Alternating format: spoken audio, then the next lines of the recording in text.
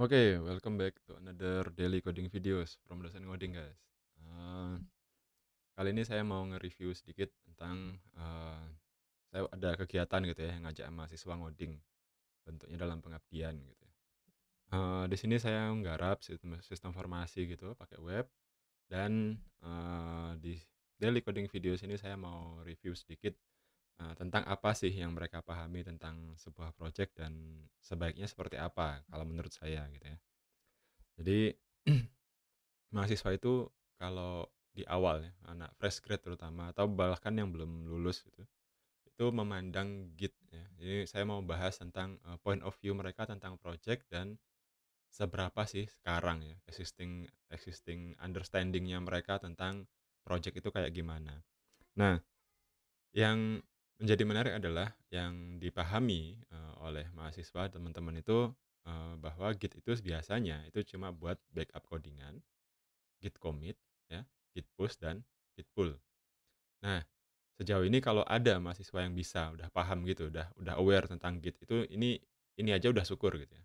Tapi pada kenyataannya Git itu nggak cuma masalah commit, push dan pull aja, tapi juga masalah ini yang lebih utama yaitu kolaborasi, ngoding bareng, remote dan nggak perlu satu tempat gitu. Di mana Git juga ada banyak lain ya, banyak hal-hal lain yang bisa kita cek dan kita bisa pelajari di situ, yaitu ada GitHub Action-nya, ada Git Flow-nya. Nah, ini yang mereka nggak aware dengan itu. Padahal nanti ketika kita garap itu akan sangat sangat membantu, membantu banget gitu ya. Contoh gini ya, nih, ini codingan.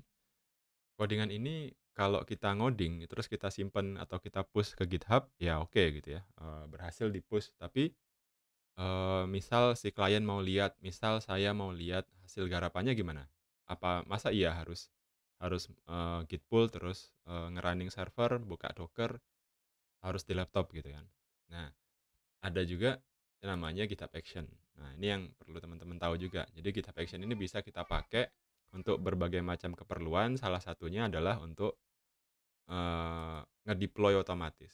Nah, ini contoh ya, ada project Pacitan, sorry, ada project PKM di Pacitan, targetnya saya bisa running ini dan kemudian bisa push datanya ke sini. Ketika ada satu update atau suatu push atau pull request ke branch master atau ada commit ke branch master, saya bisa ini, eee, bisa running automation untuk ngedeploy ini ke server.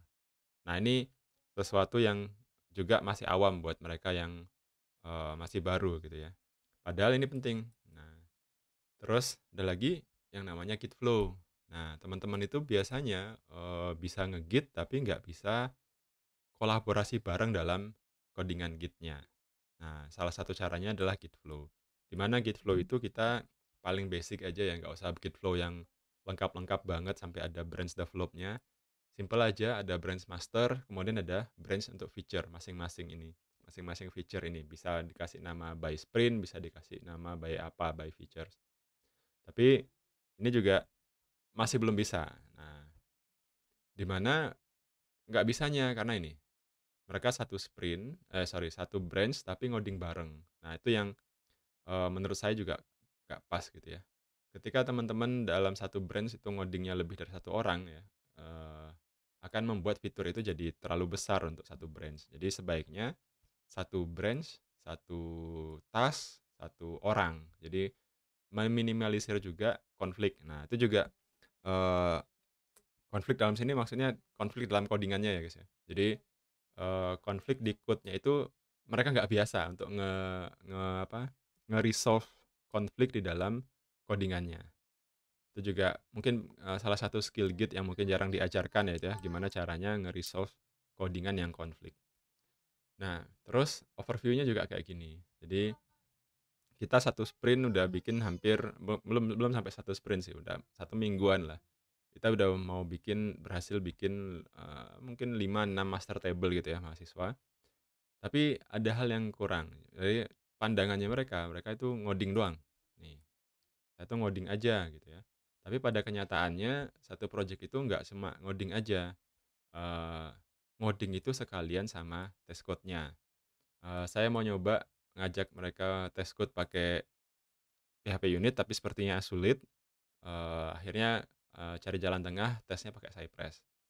Di mana setiap code yang digarap itu harus automated test dan nah ini juga memahamkan mereka bahwa ngoding itu nggak sekedar ngoding doang tapi juga harus dites, at least sama programmernya sudah di manual test kemudian di-automate. Sehingga ketika saya dapat code, saya dapat satu report, maybe, PM-nya atau lead lead programmer-nya atau tech lead-nya itu udah nggak lagi ngecek manual, tapi udah ada automated test. Sehingga kita itu bisa ngetes yang jauh lebih dalam instead of cuma ngetes fiturnya aja. Contoh kita ngetes alur, kita ngetes ngetes efek dari apa yang mereka lakukan ke modul lain. Nah, itu jarang dicek. Ketika kita cuma, ngeceknya standar-standar aja, checking yang kita itu tidak akan dalam dan tidak akan, detail. Nah, juga teman-teman yang mahasiswa sekarang itu nggak tahu tuh gimana caranya nge-setup server. Nah, itu juga lucu. Bisanya ngoding Laravel, tapi ketika user-nya mau butuh, sekalian di-setup di server ya, Mas. Nah, itu juga nggak punya knowledge tentang itu. Nggak tahu apa itu VPS, nggak tahu itu apa itu shared hosting, apa bedanya ketika deploy ke VPS dengan shared hosting, gimana cara deploy yang enak. Nah, ini juga deploying app dengan berbagai macam variasinya itu juga masih belum, eee, paham dan Gitflow juga masih, eee, rendah lah pengalamannya. Tapi ini masih awal, nanti kita lihat, setelah 1 semester sama saya apa sih, efeknya gitu ya. Dan ini juga ya, as a programmer kita itu nggak cuma mikir bahwa kita itu ngoding doang, tapi kita juga, ngetes apa yang kita kerjakan paling enggak gitu ya. Dan walaupun teman-teman bisa berargumen, "Loh, ini saya ngoding, terus ini ada QA, terus di sini ada DevOps, terus di sini ada semacam, Git flow juga, apakah itu bukan entire IT department?" Iya, entire IT department, tapi itu wajib kalau menurut saya teman-teman tahu, karena nggak semua ya tempat-tempat nanti teman-teman bekerja itu sudah segranular itu pekerjaannya, apa, sedetail itu, maksudnya pembagian pekerjaannya itu sudah seenak itu. Jadi yang ngoding doang, nanti yang tes ada yang bikin testingnya, yang DevOps ada DevOps-nya, itu belum tentu. Jadi nggak semua ya tempat kita bekerja nanti itu akan punya kayak gini. Dan kalau teman-teman nggak tahu ini, itu malah nanti akan mempersulit pekerjaan sendiri. Jadi kayak terutama ya kayak yang kayak gini-gini nih, nge-deploy langsung pakai VPS, pakai GitHub Action, itu nggak nggak akan ini, nggak akan teman-teman ketahui kalau teman-teman nggak nyoba. Dan ini penting ya, nih. Akan menyenangkan sekali kerjanya. Jadi udah kita ada change nih yang sudah jadi, kita mau tunjukkan ke klien, ya udah di-push aja, nggak usah nge-remote ke server lagi, nggak usah nge-git pull manual lagi, nggak usah nge-config-config manual lagi, di-automate-kan saja. Ini sederhana kok, belajar ini sederhana banget, nggak perlu banyak-banyak, waktu yang dihabiskan, tapi efeknya, benefit-nya kerasa banyak ya, cuma gini doang code-nya. Nah, ini basic yang menurut saya teman-teman yang aku sebagai programmer ini harus punya. Semakin Anda punya ini, akan semakin tinggi nilai value Anda ketika nanti teman-teman, nego gaji atau nego apply ke perusahaan mana.